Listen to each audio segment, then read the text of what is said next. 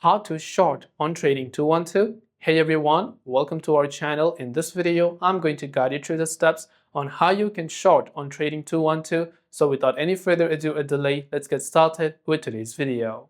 To short on Trading 212, you will need to use a contract for difference or CFD account.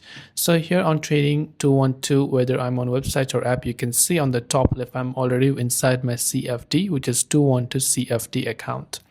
After you make sure of that, you can simply basically when shorting, you are betting the price of the asset will decrease, right? So you'll be using the sell price to enter your short position and buy price to exit. If the buy price decreases after you've sold, you'll make a profit. And then you can open a short position. So you can select the instrument and then you want to short, example, let's say a specific stock. In the trade details, you can choose sell instead of buy, specify the quantity of contracts you want to short and confirm the trade.